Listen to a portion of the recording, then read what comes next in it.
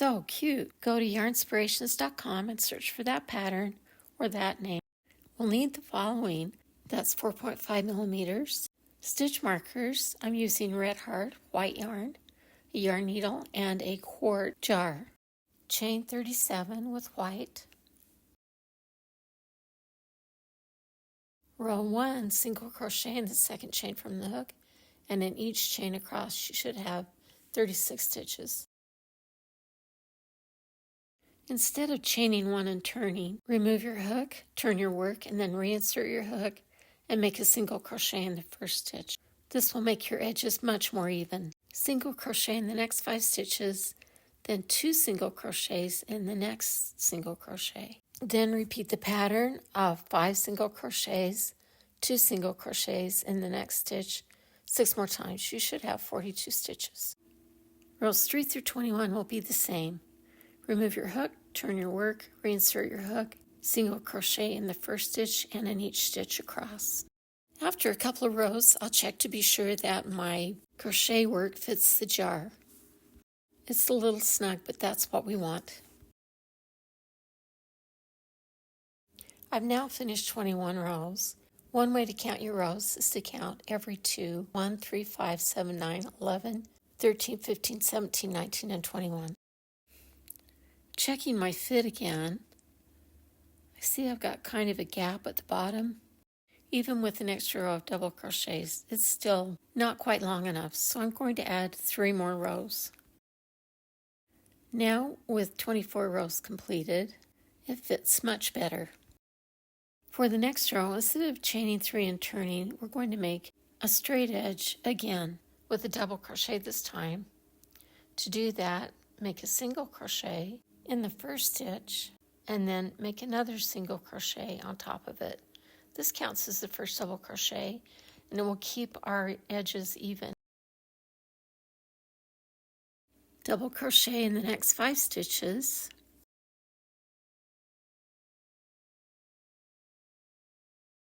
Then 2 double crochets in the stitch after that. Then repeat that pattern of 6 double crochets and then 2 double crochets in the next stitch. You should have 48 stitches at the end of the row. The next one, start your row the same as we've been doing with a single crochet. Then skip the next stitch and put 5 double crochets in the stitch after that. And skip the next stitch.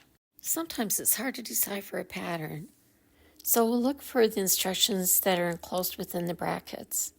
That's the part you're supposed to repeat, and it will tell you how many times to do it. The directions say single crochet in the next stitch, then skip the stitch after that, 5 double crochets in the next stitch, and then skip the next stitch after that. What that means in regular English is we've got a 4-stitch repeat. We're going to have a single crochet, we'll skip a stitch and put the cluster of 5 double crochets in the stitch after that.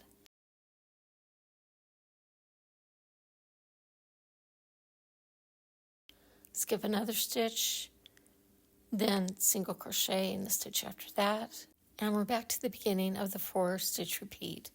At the end of the row, one more time, single crochet, skip a stitch, 5 double crochets in the stitch after that, and then the last stitch will be a regular single crochet. You should have 12 clusters. Check to be sure that your pattern fits. This is the right side of the work. You can tell because the loops are visible.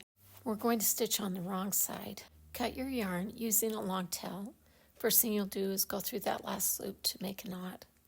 Then match up the edges, make sure that the right side is on the inside, and then just do a simple whip stitch, picking up loops as you go down side.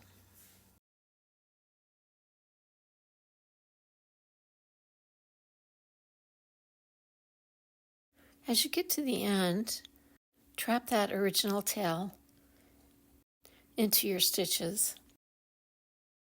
At the end, do an extra stitch just to be sure that your edges are completely matching.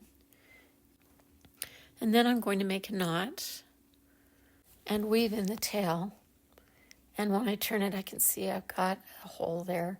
So when I weave in my end, I'm just going to pull through that hole to tighten it up.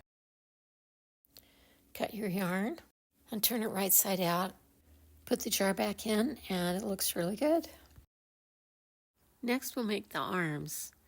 Chain 2, then put 6 single crochets in the second chain from the hook and place a marker on the last stitch of the round.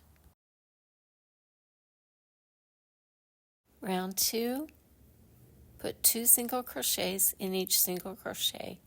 You should have 12 at the end of this round.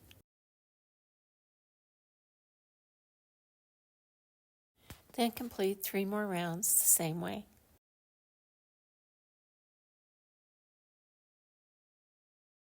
The thumb will be on the next round. Single crochet in the next stitch, then chain 3,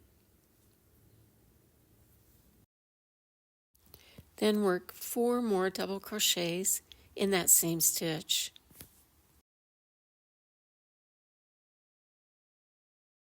Remove your hook and then put it back into the top of the chain. Pick up the loop you just dropped and pull through. That creates the thumb. Then single crochet in the next 11 stitches around. Round 7 says to skip the thumb and single crochet in the next 11. It can be a little difficult to figure out what stitch that is, so sometimes I count backwards. And this is a stitch I'll use, single crochet in that one and in the next 10.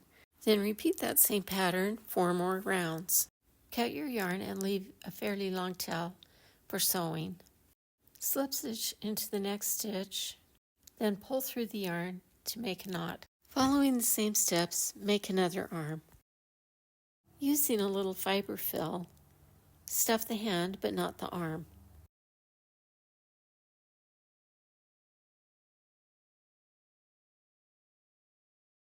Use sewing pins to place the arms in the correct position.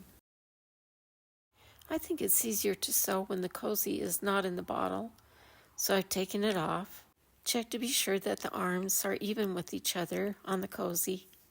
Then join them with a whip stitch, front and back. The pattern now calls for embroidery to be done with the satin stitch. I already know, after many tries, this is not going to work for me. So if you can do a satin stitch, do it, and congratulations for being so awesome. I'll show you how to crochet eyes and a mouth instead. For the eyes, chain 4, then skip 1 chain and put a single crochet in each of the next 3 stitches. Join with a slip stitch to the top, then tie off and weave in the ends. For the mouth, chain 6, then single crochet in the second chain from the hook and in each of the next 4 stitches. Then turn your work and working on the back loops, single crochet in each of the stitches across. Join to the next stitch with a slip stitch, then tie off and weave in the ends.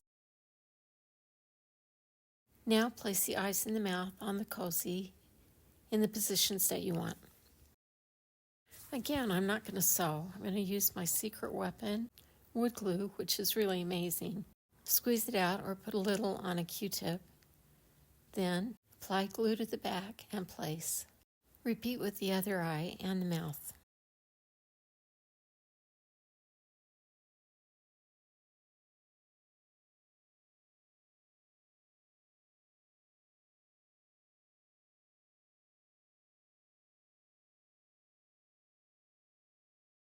Place something heavy on it and leave it for about 5 minutes. I also made a little flower, which I'll link to in a later video. I added some glitter pumpkins. If you like this video, please subscribe, like, comment, and share.